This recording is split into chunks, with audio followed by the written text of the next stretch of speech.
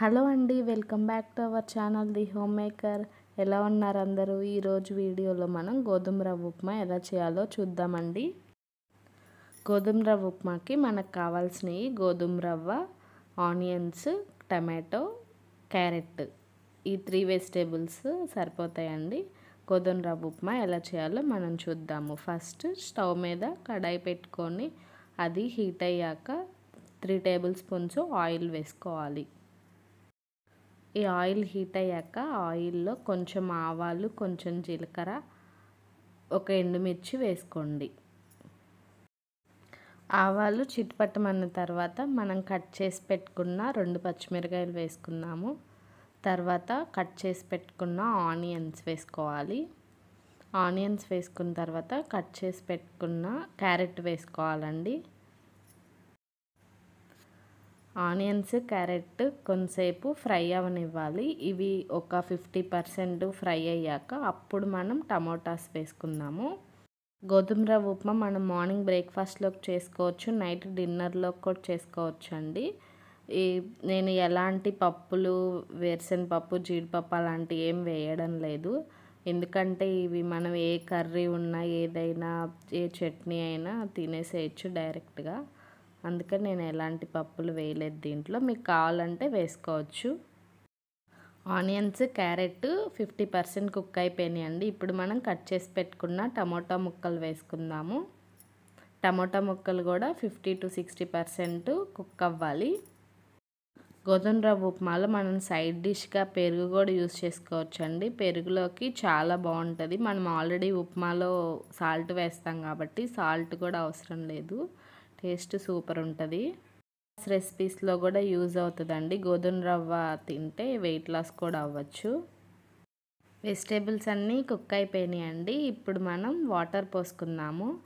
2.5 కప్పులు వాటర్ పోసుకోండి. ఒక కప్పు గోధుమ రవ్వకి 2.5 వాటర్ పోసుకోవాలి. అంటే 1:2.5 రేషియోలో వాటర్ పోసుకోవాలి. నేను ఒక కప్పు గోధుమ రవ్వ తీసుకున్నాను, 2.5 కప్పులు వాటర్ పోసుకున్నాను. మనం వెజిటేబుల్స్ కూడా తీసుకున్నాం కదా, అందుకని 1/2 కప్ యాడ్ చేసుకోవాలి. వాటర్ పోసిన తర్వాత రుచికి సరిపడినంత సాల్ట్ వేసుకోండి. వాటర్ని బాగా బాయిల్ అయ్యే వరకు హై ఫ్లేమ్లో వదిలేయండి. వాటర్ మంచిగా బాయిల్ అయిపోయిందండి. ఇప్పుడు ఫ్లేమ్ను లోలో పెట్టుకొని, సిమ్లో పెట్టుకొని మనం 1 కప్పు గోధుమ రవ్వ తీసుకున్నాం కదా, ఆ రవ్వని గెంటితో తిప్పుకుంటూ ఉండలు కట్టకుండా వాటర్లో వేసేయాలి. ఇలా గెంటెతో తిప్పుతూ వీడియోలో చూపిస్తున్నలాగా వాటర్లో వేసేయండి.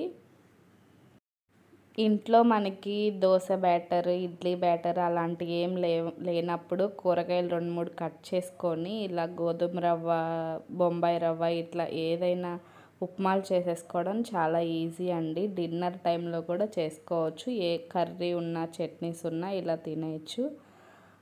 మనకి రవ్వ బాయిల్ అయిపోతుంది. ఇప్పుడు మనం టేస్ట్ చూసుకొని సరిపోకపోతే కొంచెం సాల్ట్ వేసుకోండి. రవ్వ వేసిన తర్వాత టేస్ట్ చూసుకొని కొంచెం సరిపోకపోతే సాల్ట్ వేసుకోండి.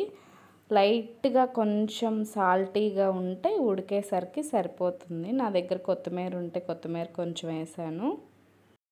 ఇప్పుడు మనం గెంటెతో ఉప్మాని ముక్కల్ని అన్నిటినీ బాగా కలిపేసుకొని వాటర్ అంతా ఇంకిపోయి రవ్వ బాగా కుక్ అయ్యే వరకు ఒక 5 to 6 minutes మనం ఉప్మాని కుక్ చేసుకుందాము.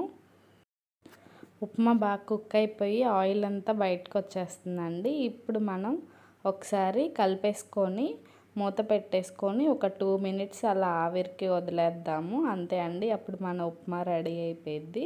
ఇప్పుడు కడాయి మీద మూత పెట్టేసుకుందాము. ఇప్పుడు కడాయి మీద మూత పెట్టేసి ఒక 2 to 3 minutes అలా ఆవిరికి వదిలేయండి. మన ఎమ్మి ఉప్మా రెడీ అయిపోయింది. చూడండి, ఉప్మా రెడీ అయిపోయింది. ఇప్పుడు మనం ప్లేట్లోకి సర్వ్ చేసుకుందాం. టెక్స్చర్ చూడండి, చాలా బాగా వచ్చింది. ఉప్మా కూడా గోధుమ రవ్వ బాగా కుక్ అయిపోయింది. ఇప్పుడు మనం ప్లేట్లోకి సర్వ్ చేసుకుందాం. నేను దీంట్లోకి సైడ్ డిష్గా శనగపిండి చట్నీ చేశానండి. శనగపిండి చట్నీ అంటే కొంతమంది బొంబాయి చట్నీ అని కూడా అంటారు. నాకు ఉప్మాల్లోకి బొంబాయి చట్నీ అంటేనే ఇష్టము, చాలా బాగుంటుంది. ఇడ్లీ దోశల్లో కూడా బొంబాయి చట్నీ బాగుంటుంది. మనకి హోటల్స్లో ఆంధ్ర సైడ్ హోటల్స్లో బొంబాయి చట్నీ కూడా సర్వ్ చేస్తారు. అంతే అండి, ఎమ్మి గోధుమ రవ్వ ఉప్మా విత్ బొంబాయి చట్నీ రెడీ అయిపోయింది. మీరు ట్రై చేసి ఎలా వచ్చిందో కామెంట్ సెక్షన్లో కామెంట్ చేయండి. ఈ వీడియో మీకు నచ్చినట్లయితే లైక్ చేసి షేర్ చేసి సబ్స్క్రైబ్ చేసుకోండి. Thanks for watching.